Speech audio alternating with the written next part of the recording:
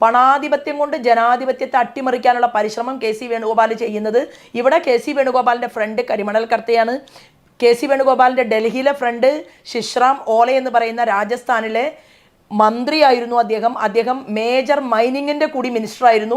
അപ്പോൾ ചില കാര്യങ്ങളെല്ലാം ഞാൻ അദ്ദേഹത്തിനെതിരെ ദേശീയ ഏജൻസി മുൻപാകെ കൊടുത്തിട്ടുണ്ട്.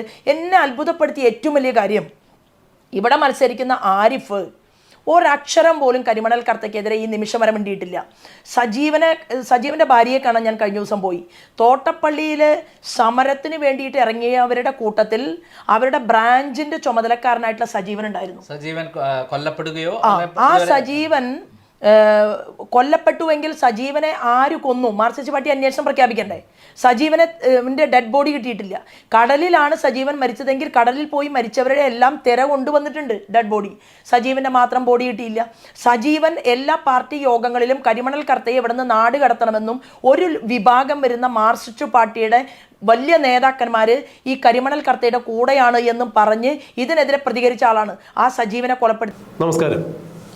പണാധിപത്യം കൊണ്ട് ജനാധിപത്യത്തെ അട്ടിമറിക്കാൻ ശ്രമിക്കുകയാണ് കെ സി വേണുഗോപാൽ. ആലപ്പുഴ മണ്ഡലത്തിൽ നിന്നും ജയിച്ചു പോയിട്ട് ആലപ്പുഴയെ മറന്നു എന്ന് തന്നെയല്ല, ആലപ്പുഴയിൽ നിന്നും ഒരു പാവപ്പെട്ട മത്സ്യത്തൊഴിലാളിയെ, അതും കരിമണൽ ഖനന ലോബിക്ക് ഒത്താശ ചെയ്യുന്നവരെ എതിർക്കുന്ന ഒരു CPM കാരനായ സഖാവിനെ കാണാതായിട്ട് പോലും, തൻ്റെ നിയോജക മണ്ഡലത്തിലെ ഒരു വോട്ടർ കൂടിയായിരുന്നിട്ട് പോലും സജീവിനെ മറന്ന, സജീവിൻ്റെ കുടുംബത്തിനെ മറന്ന ആരിഫിനെ കുറിച്ച് കൂടുതൽ എന്തു പറയേണ്ടതുണ്ട്? ഇതെൻ്റെ വാക്കുകളല്ല, ശോഭാ സുരേന്ദ്രൻ ക്രൈം ഓൺലൈനിന് നൽകിയ അഭിമുഖത്തിൽ പറഞ്ഞ വാക്കുകളാണ്. ആലപ്പുഴയിൽ UDF സ്ഥാനാർത്ഥിയായി ലോക്സഭയിലേക്ക് മത്സരിക്കുന്ന കെ സി വേണുഗോപാൽ മുൻ രാജസ്ഥാനിൽ നിന്നുള്ള മന്ത്രിയായ ശിശുറാം ഓലയുമായി കൂട്ടുകൂടി ആലപ്പുഴയുടെ തോട്ടപ്പള്ളി തീരമേഖലയിലെ കരിമണൽ മുഴുവൻ കട്ടുകവർന്ന് ഖനനം ചെയ്ത് അതിൽ നിന്നും കോടികൾ ഉണ്ടാക്കിയ കഥകൾ ഇനിയും ആലപ്പുഴക്കാർ അറിയാൻ കഴിയുന്നതേയുള്ളൂ. ആ കേസുകൾ കേന്ദ്ര അന്വേഷണ ഏജൻസികളുടെ പരിധിയിലിരിക്കുന്നു. മേജർ മൈനിങ് മിനിസ്റ്റർ കൂടിയായിരുന്നു ശിശുറാം ഓലെ എന്നുള്ളത് അറിയുമ്പോഴാണ് കെ സി വേണുഗോപാലും ശിശുറാം ഓലയും തമ്മിലുള്ള ബന്ധത്തിൻ്റെ ആക്കം നമുക്ക് മനസ്സിലാക്കാൻ സാധിക്കുന്നത്. ആലപ്പുഴ തോട്ടപ്പള്ളി തീരമേഖലയിലെ കരിമണൽ കടത്തിക്കൊണ്ടുപോകുന്ന കരിമണൽ ഖനന കമ്പനിയുമായി ഉണ്ടായിരുന്ന ധാരണ പ്രകാരം തന്നെയാണ് കേന്ദ്ര മൈനിങ് മന്ത്രിയായിരുന്ന ശിശുറാം ഓലയുമായി ബന്ധപ്പെട്ട് ചില നീക്കുപോക്കുകൾ, കച്ചവടങ്ങൾ വേണുഗോപാൽ നടത്തിയത്. അതുകൊണ്ട് തന്നെ വേണുഗോപാൽ കോടീശ്വരനായി മാറുകയുണ്ടായി. എന്നാൽ ആലപ്പുഴയെ പ്രതിനിധീകരിച്ചുകൊണ്ട് പാർലമെന്റിലേക്ക് പോയ ഈ പാർലമെന്റേറിയൻ ആലപ്പുഴയ്ക്ക് വേണ്ടി എന്താണ് ചെയ്തത് എന്നുള്ള എൻ്റെ പ്രിയപ്പെട്ട ആലപ്പുഴ നിവാസികൾ ചിന്തിക്കണം എന്ന് തന്നെയാണ് ശോഭാ സുരേന്ദ്രൻ ക്രൈം ഓൺലൈന് നൽകിയ അഭിമുഖത്തിൽ വ്യക്തമാക്കിയത്. പണ്ടെങ്ങോ ആലപ്പുഴയിൽ വന്ന് കാണുമ്പോൾ, അതായത് 10-30 വർഷങ്ങൾക്കപ്പുറം ആലപ്പുഴയിൽ വന്ന് കാണുമ്പോൾ, ആ ആലപ്പുഴയിൽ നിന്നും ഇന്നും ആലപ്പുഴയുടെ വികസന സ്വപ്നങ്ങൾക്കോ അല്ലെങ്കിൽ ആലപ്പുഴയുടെ വികസന സാധ്യതകൾക്കോ യാതൊരു മാറ്റവും ഉണ്ടായിട്ടില്ല. ആലപ്പുഴ പഴയ പടി തന്നെ നിലനിൽക്കുന്നു. അതായത് ആലപ്പുഴയ്ക്ക് അടിസ്ഥാന സൗകര്യങ്ങൾ ഉൾപ്പെടെ യാതൊരു തരത്തിലുള്ള വികസന പ്രവർത്തനങ്ങളും ആലപ്പുഴയിൽ നടന്നിട്ടില്ല എന്ന് തന്നെയാണ് ശോഭാ സുരേന്ദ്രൻ ചൂണ്ടിക്കാണിച്ചത്. എന്തുകൊണ്ടാണ് ഇത്തരത്തിൽ സംഭവിക്കുന്നത്?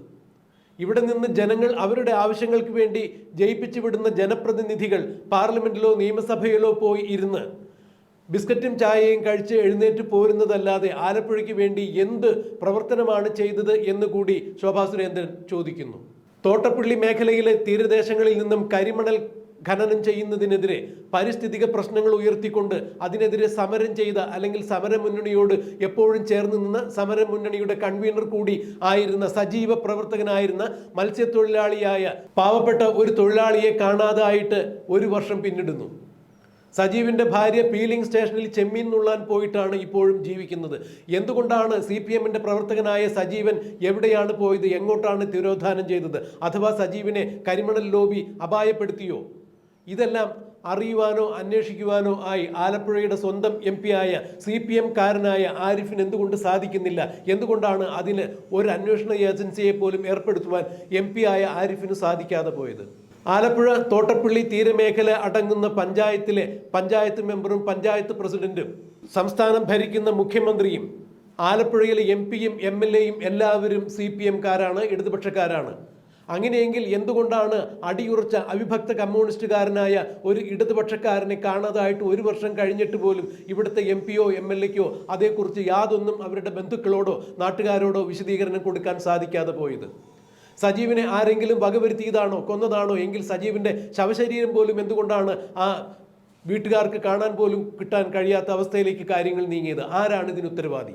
എന്താണ് CPM കാരനായ സ്ഥലം MP കൂടിയായ ആരിഫിന് ഈ കാര്യത്തിൽ എന്താണ് പറയുവാനുള്ളത് എന്നാണ് ശോഭാ സുരേന്ദ്രൻ ക്രൈം ഓൺലൈന് നൽകിയ മാധ്യമത്തിൽ പറഞ്ഞത്. ശോഭാ സുരേന്ദ്രൻ KC വേണുഗോപാലിനും ആരിഫിനും എതിരായി ആഞ്ഞടിച്ചുകൊണ്ട് ആലപ്പുഴയിലെ വികസന സ്വപ്നങ്ങളെ തകർത്ത ഈ 2 ജനപ്രതിനിധികൾ ആലപ്പുഴയ്ക്ക് എന്ത് വികസനമാണ് ഉണ്ടാക്കിക്കൊടുത്തത് എന്ന് ഉന്നയിച്ചുകൊണ്ട് ക്രൈം ഓൺലൈന് നൽകിയ അഭിമുഖത്തിന്റെ പ്രസക്ത ഭാഗങ്ങൾ നമുക്കൊന്ന് കേൾക്കാം.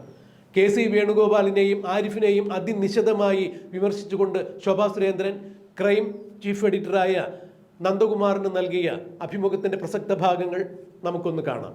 അതായത് ഈ ഇലക്ഷനിൽ ഇപ്പം ആലപ്പുഴ വന്ന ശേഷം എന്തുമാത്രം മാറ്റങ്ങൾ, ആദ്യം ശ്രദ്ധിക്കപ്പെടാത്തൊരു മണ്ഡലമായിരുന്നു BJPയെ സംബന്ധിച്ചിടത്തോളം. ഇപ്പോൾ ഏറ്റവും കേരളത്തിൽ ശ്രദ്ധിക്കപ്പെടുന്ന, അട്ടിമറി സൃഷ്ടിക്കും, ശോഭാ സുരേന്ദ്രൻ അട്ടിമറി സൃഷ്ടിക്കും എന്ന് പറയുന്ന എല്ലാവരും വാർത്ത ചെയ്യുന്ന ഒരു ഘട്ടത്തിലെത്തിയിരിക്കുകയാണ്. ഇത് എത്രമാത്രം ആണ് നമ്മുടെ ഇപ്പോഴത്തെ അവസ്ഥ?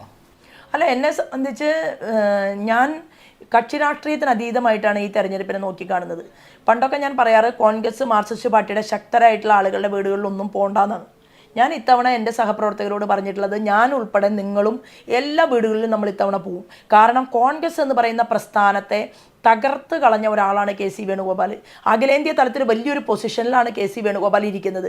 പക്ഷേ പരിണിതപ്രജ്ഞരായിട്ടുള്ള എത്രയോ കോൺഗ്രസിൻ്റെ നേതാക്കന്മാർക്ക് മുകളിലേക്ക് കയറി പോകാനുള്ള അവസരം സോണിയ മാഡം കൊടുക്കുമെന്നുള്ള ഉറപ്പുള്ള ഘട്ടത്തിൽ പോലും അവരുടെ പേരുകൾ വെട്ടിപ്പിച്ച് ഞാനും സോണിയ മാഡവും രാഹുൽ ഗാന്ധിയും പ്രിയങ്കയും മാത്രം മതി എന്നുള്ള രീതിയിൽ അഖിലേന്ത്യാ തലത്തിൽ മുന്നോട്ട് പോയിട്ടുള്ള KC വേണുഗോപാൽ മത്സരിക്കുന്നത് കൊണ്ട് തന്നെ അതിൻ്റെ ഒരു റിയാക്ഷൻ, അതായത് ദുരന്തം അനുഭവിച്ചവരുടെ മനസ്സിനകത്തുള്ള ഒരു റിയാക്ഷൻ കൂടി പ്രതിഫലിക്കപ്പെടുന്ന ഒരു തെരഞ്ഞെടുപ്പാണ് ഈ തെരഞ്ഞെടുപ്പ് എന്നാണ് ഞാൻ വിശ്വസിക്കുന്നതും ഞാൻ മനസ്സിലാക്കുന്നതും. കൂടാതെ ഞങ്ങളെ സംബന്ധിച്ച് KC വേണുഗോപാലിന് എതിരായിട്ട് എനിക്ക് മത്സരിക്കാൻ കിട്ടിയതിനെ ഞാൻ സന്തോഷമായിട്ട് കാണുകയാണ്.